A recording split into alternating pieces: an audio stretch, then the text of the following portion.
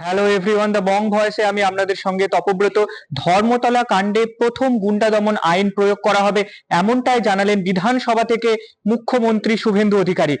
ইতিমধ্যে সাংবাদিক বন্ধুদের কাছ থেকে আমরা লিখিত অভিযোগ পেয়েছি। মোট ৬টি মামলা রুজু করা হয়েছে এবং এই মামলাগুলিতে এই বিধানসভা থেকে পাস হওয়া গুন্ডা দমন আইন যুক্ত করা হয়েছে। ইতিমধ্যে ৭০ জনের নাম চিহ্নিতকরণ করা হয়েছে এই বিশেষ আন্দোলনে এবং এই আন্দোলন থেকে ৭০ জনের নাম উঠে আসছে এবং তিনি বলেছেন যে গুন্ডা দমন আইন প্রথম প্রয়োগ করা হবে ৫ গুন্ডার উপরে। একদম ৫ জন গুন্ডার নাম তিনি বলেছেন, তাদের মধ্যে রাজাবাগানের আফরোজ, খিদিরপুরের নাহিদ, ওয়াটগঞ্জের রাহুল জামাল, এছাড়াও ইকবালপুরের তানভীর নিজাম। এই ৫ জনের নাম একদম সরাসরি তিনি চিহ্নিতকরণ করে বলেছেন যে এদের উপরে প্রথম গুন্ডা দমন আইন প্রয়োগ করা হবে।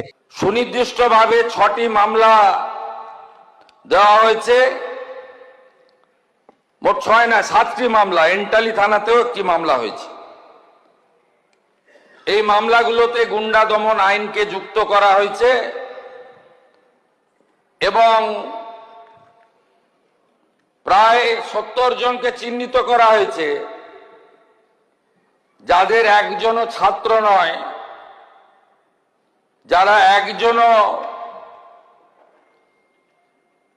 সেলফ ডিক্লেয়ার ককরোচ পার্টির মেম্বার নয়, যারা একজনও নিট সংক্রান্ত আন্দোলনকারীদের অংশ নয়। ৪ জন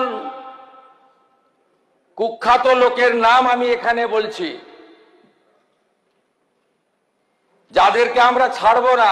আরো বাকিগুলোর নাম তো আমি এখানে বলে সময় নষ্ট করব না। Afroz of Rajabagan, Nahid of Khidirpur, Tanvir and Nizam of Ekbalpur, Rahul Jamal of Watgunge.